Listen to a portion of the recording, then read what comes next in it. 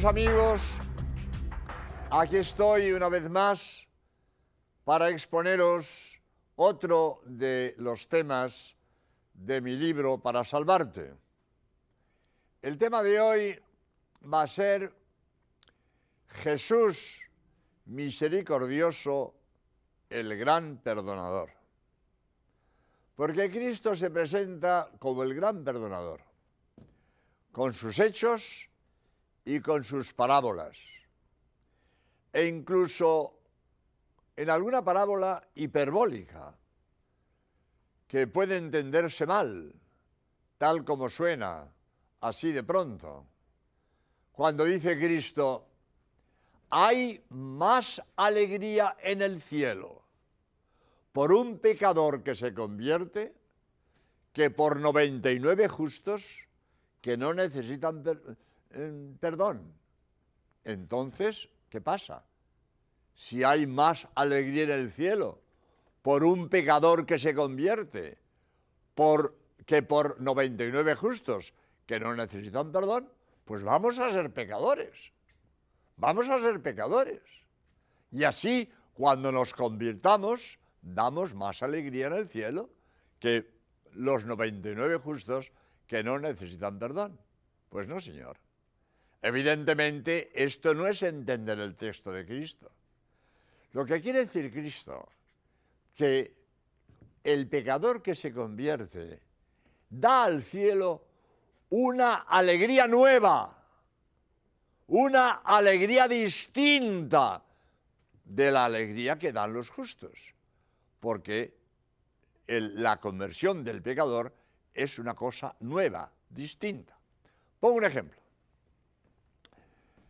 Vamos a suponer que, como estoy en Estados Unidos, voy a poner un ejemplo de una madre de familia mexicana y que uno de sus hijos viene a Estados Unidos en busca de trabajo, como tantos mexicanos que hay trabajando en Los Ángeles y en distintos sitios de Estados Unidos.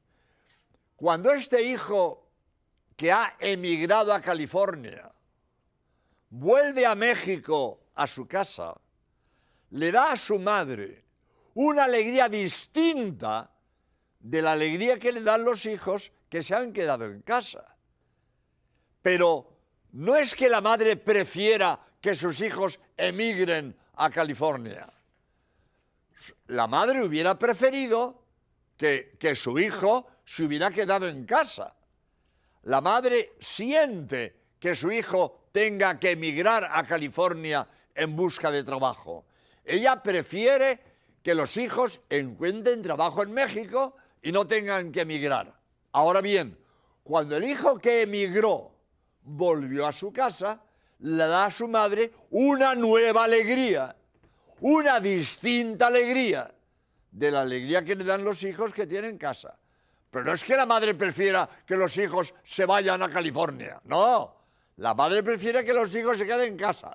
Pero cuando vuelve el hijo de California, le da una alegría distinta. Otro ejemplo. Un padre tiene un hijo enfermo, gravemente enfermo.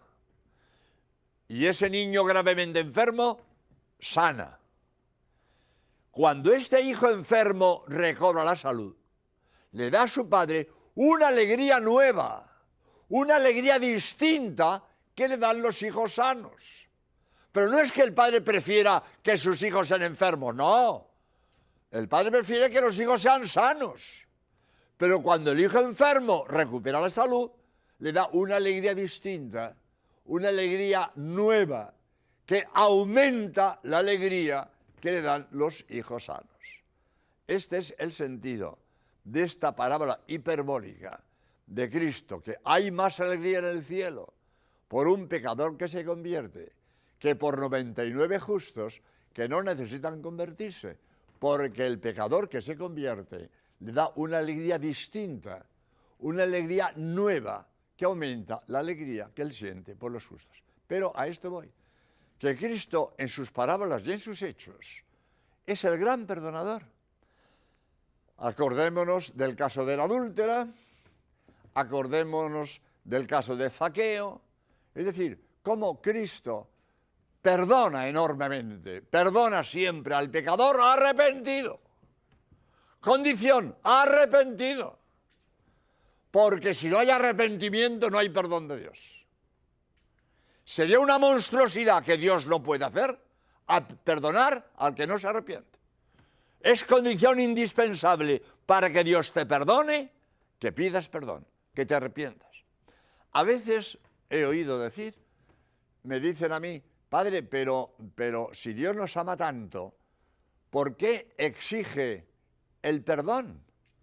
Porque una madre perdona a su hijo de entrada, sin exigirle perdón. La madre perdona siempre, no exige perdón. Pues puede ser verdad, porque el amor de una madre es ciego, es ciego.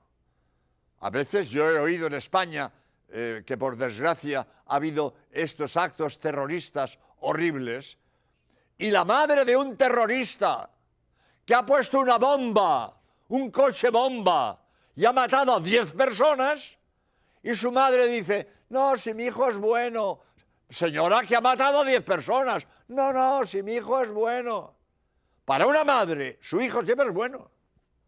Aunque sea un terrorista que ha matado a 100 personas. Su hijo es bueno, porque el amor de una madre es ciego. El amor de Cristo, el amor de Dios es justo. Es justo.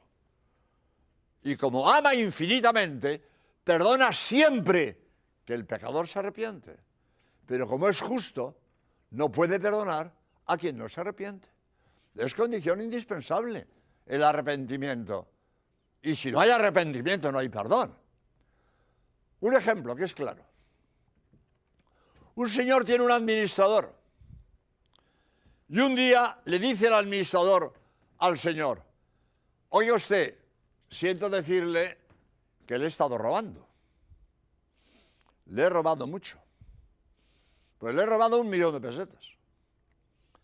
Pero mire, no puedo devolverle. No tengo dinero para devolverle lo que he robado. Le ruego que me perdone porque he gastado el dinero, en fin, qué sé yo, soy jugador, me lo he gastado en el casino. Total, le he robado 1 millón de pesetas y no puede devolverle. Y le pidas al señor que le perdone. Vamos a suponer que el señor, bueno, pues nada, le perdono. Y le perdono 1 millón de pesetas. Y antes de despedirse, le dice al amigo, bueno, pero sepa usted que le voy a seguir robando. Hombre, eso es una burla. Eso es una burla. De manera que me pides que te perdone 1 millón de pesetas. Te perdono el 1 millón. Y me dices que vas a seguir robando. Hombre, eso es una burla. Lo menos que puedes hacer es prometerme que no me vas a robar. Pero si tú me dices que vas a seguir robando, no te puedo perdonar. Es de sentido común. Para que uno pida perdón, es indispensable, primero, el arrepentimiento. Y si no hay arrepentimiento, no hay perdón. Mire usted, yo soy sacerdote. El mayor bien que yo puedo hacer al prójimo es perdonarle sus pecados. Abrirle las puertas del cielo. Ponerle en gracia de Dios. El mayor bien que yo hago a mi prójimo es perdonarle los pecados. Estoy deseando perdonar pecados para poner en gracia de Dios al pecador. Pues toda mi buena voluntad de perdonar a un pecador se estrella si el pecador no se arrepiente. Ahí viene uno y a confesarse de que ha calumniado, que injustamente ha dañado la fama del prójimo. Y cuando yo le digo que tiene que reparar el daño injusto que ha cometido, no, yo no pienso reparar. A fulano no lo trago, yo no reparo. Pues si el que ha calumniado no se arrepiente, ¿no puedo perdonarle? Y me he hecho sacerdote para perdonar pecados. Estoy deseando perdonar. El mayor bien que le hago es perdonarle, pero no puedo perdonarle si no se arrepiente. Y si él me dice que no se arrepiente, no puedo perdonarle. Es condición indispensable para que Dios perdone el arrepentimiento. Y si no hay arrepentimiento, no hay perdón de Dios. Ahora bien, el arrepentimiento no excluye el miedo de volver a pecar. Yo puedo estar arrepentido de mi pecado y temer volver a caer, porque soy débil, porque me conozco, porque soy así. Y yo temo volver a caer. Eso no excluye arrepentimiento. Puedo estar arrepentido y tener temor de volver a caer. Lo que no puedo tener es voluntad de volver a caer. Lo que es incompatible con el arrepentimiento es la voluntad de seguir pecando. Pero el temor de volver a caer no excluye el arrepentimiento. Es decir, yo puedo estar arrepentido, yo quisiera que esto no se repita, yo tengo voluntad de corregirme, pero me conozco y temo que a lo mejor vuelvo a caer. Ahora, si lo que tengo es voluntad de repetir, a mí entonces no hay arrepentimiento. Si yo quiero seguir pecando, no hay arrepentimiento. Si no quiero evitar el pecado, no hay arrepentimiento. Porque el arrepentimiento lleva consigo el evitar la ocasión. Si yo no quiero evitar la ocasión, no estoy arrepentido. Si yo sé que en estas ocasiones caigo y no quiero quitar la ocasión, no estoy arrepentido. Porque quien pone la ocasión, pone el pecado. Si quieres evitar el pecado, quita la ocasión. El arrepentimiento lleva consigo la voluntad de evitar la ocasión. Sobre todo si es ocasión próxima. Si ya se sabe que con estas circunstancias siempre hay pecado. Si es remota, hay menos obligación. Hay que poner las circunstancias, hay que buscar las circunstancias de que el pecado no se repita. Ahora, hay ocasiones que son necesarias, que no se pueden evitar, que no está en mi mano evitarlas. Cuando la ocasión no está en mi mano evitarlas, yo debo buscar el modo de superarla. Pero si la ocasión es próxima y está en mi mano evitarla, tengo obligación de quitar la ocasión próxima del pecado, si está en mi mano. Aunque cueste, porque a veces cuesta mucho. A veces romper con las ocasiones cuesta mucho. Por eso dice Cristo, que es tremendo lo que dice Cristo. Si tu ojo es ocasión de pecado, arráncatelo. Si tu mano es ocasión de pecado, córtatela. Porque más te vale entrar en el cielo tuerto y manco que con los dos ojos y las dos manos irte al infierno. Es tremenda la frase de Cristo, pero es lo que quiere decir. Hay ocasiones muy difíciles, que cuestan mucho trabajo evitarlas, pero hay que evitarlas. Porque si esta ocasión me hace pecar, me lleva al infierno. Y más me vale cortar esta ocasión, por mucho que me cueste, más me vale cortar la ocasión que por no cortar irme al infierno. Quien tiene gangrena en un pie, se corta la pierna. Es tremendo que le corten a uno la pierna, pero tengo gangrena. Si no me corto la pierna, me muero. Si no me corto la pierna, me muero. Y antes de morirme, que me corte la pierna, porque merece la pena perder la pierna antes que la vida. Merece la pena dejar esa ocasión, por mucho que cueste, merece la pena dejar esa ocasión antes de que, por no dejarla, condenarme al infierno. Bien. Entonces, quiero decir, estaba diciendo, la gran misericordia de Dios, el que es el gran perdonador, Jesús misericordioso, el gran perdonador. Y es el ejemplo que tenemos que seguir. Tenemos que perdonar, como Cristo perdonó. Y cuando San Pedro le pregunta a Cristo, ¿cuántas veces tengo que perdonar? 70 veces, que decir, muchas veces. Cristo le contesta, 70 veces no, siempre. Perdonar siempre. Hay que perdonar siempre, siempre. Aunque me cueste. Porque es posible que yo voluntariamente perdono, pero sensiblemente no puedo olvidar, dice la gente. Perdono, pero no olvido. Es que pasa esto. Yo voluntariamente perdono, pero la sensibilidad, yo no puedo evitar el dolor de la ofensa. A mí me han ofendido, me duele.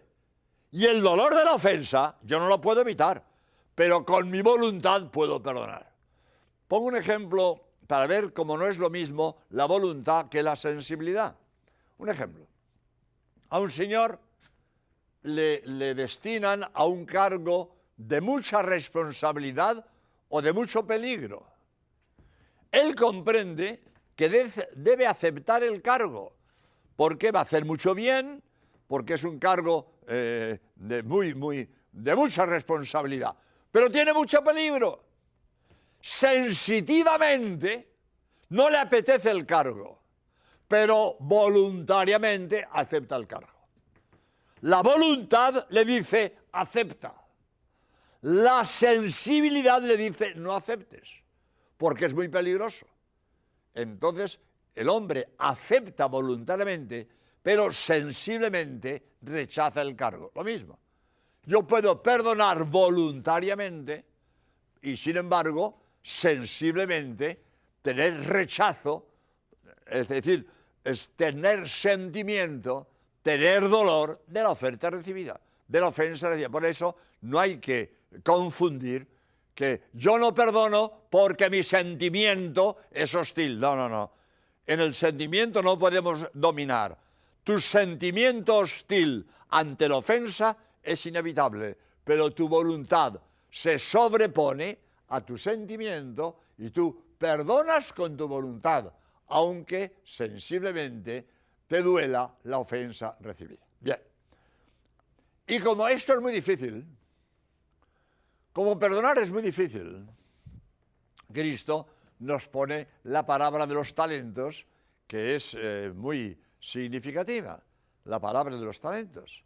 Es aquella parábola de aquel señor que tenía un administrador y que le debe mucho dinero, y entonces pues va y al señor, mire usted, qué tal, que no puedo pagarle, le ruego que me perdone la deuda, y el señor le perdona 10.000 talentos, una millonada de dinero, y le perdona. Y cuando el súbdito sale perdonado de 10.000 talentos, se encuentra un amigo suyo que le debe 100 denarios. Y le coge por el cogote, ¡págame lo que me debes! ¡Págame lo que me debes! Y le exige a su amigo 100 denarios cuando a él le han perdonado 10.000 talentos. Vamos a ponerlo en pesetas para que nos entendamos. Vamos a suponer que a él le han perdonado 10 millones y él le pide al otro 10.000 pesetas. Vamos a poner para una comparación. No tiene punto de comparación lo que le han perdonado a él, que son 10 millones, con la pequeñez que él le pide al otro, que son 10.000 pesetas. Es la comparación que nos pone Jesucristo. No tiene comparación. Todo lo que Dios me ha perdonado no tiene comparación con lo que yo tengo que perdonarle al otro. ¿Qué le perdono al otro? Una pequeñez, una insignificancia. Por grande que sea la ofensa, no tiene comparación con lo que Dios me ha perdonado a mí. Entonces, si Dios me ha perdonado a mí 10 millones de pesetas, ¿no le voy a perdonar yo a mi amigo 10.000 pesetas? Es la ofensa, es la parábola. Nunca debemos regatearle el perdón a mis hermanos, porque por mucho que él me haya ofendido, no tiene punto de comparación con lo que Dios me ha perdonado. Por lo tanto, el ejemplo de lo que Dios me ha perdonado tiene que animarme a mí a perdonar a mis hermanos todo lo que me haya ofendido, por mucho que me duela, por mucho que me duela. Yo tengo que perdonar, aunque el que yo perdone a mis hermanos no excluye que yo exija la justicia. Ah, sí. Yo perdono, pero que se haga justicia. Que se haga justicia. El perdón no excluye la justicia. Yo perdono de corazón, pero quiero que se cumpla la justicia. Es muy bonito el ejemplo de Juan Pablo II. Cuando perdonó a aquel terrorista que quiso asesinarle y va a la cárcel. Y Juan Pablo II perdona a su asesino, que quiso asesinarle, va a verle y le da un abrazo. Y Juan Pablo II perdona a su asesino, pero deja que la justicia italiana condene a cadena perpetua a su asesino. Claro, que se cumpla la justicia. Este hombre ha querido asesinarme, que la justicia cumpla, pero yo le perdono. Juan Pablo II va a la cárcel a visitar a su asesino y le da un abrazo y le perdona, pero que se cumpla la justicia. Eso no excluye que la justicia cumpla con su deber de castigar al criminal. Por lo tanto, el deseo de que se cumpla la justicia no excluye el perdón de corazón al ofensor. Y finalmente digo que este perdón que tenemos que dar a nuestro enemigo es indispensable. Si yo quiero que Dios me perdone, yo tengo que perdonar a mis hermanos. Porque como no perdone, Dios no me perdona. Es condición indispensable para que Dios me perdone, que yo perdone. Y esto lo decimos en el Padre Nuestro. Todos los días en el Padre Nuestro. Está diciendo, perdona nuestras ofensas, así como nosotros perdonamos a los que nos han ofendido.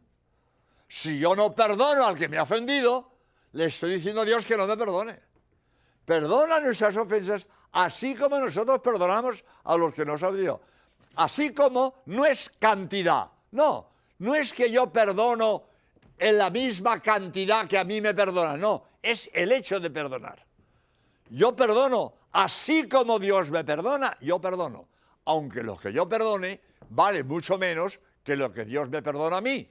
No es la cantidad del perdón, no es el volumen del perdón, es el hecho de perdonar. Perdóname a mí como yo perdono a los demás. Si yo no perdono a los demás, estoy diciendo a Dios que no me perdone. Y cada vez que rezo el Padre Nuestro, estoy cerrando la puerta al perdón de Dios. Yo no permito que Dios me perdone, porque yo no quiero perdonar a los demás. Por lo tanto, perdóname a mí, Señor, como yo perdono a los demás. Si yo no perdono, Dios no me perdona. Pero si yo perdono, puedo tener esperanza de que Dios me va a perdonar a mí. Porque Jesús misericordioso es el gran perdonador. Si yo me arrepiento, si yo tengo voluntad de corregirme y si yo perdono a mis hermanos, puedo tener la esperanza de que Jesús misericordioso me perdonará a mí todos mis pecados. Bien, pues muchas gracias por vuestra atención y hasta el próximo día, si Dios quiere. Que el Señor os bendiga. Adiós.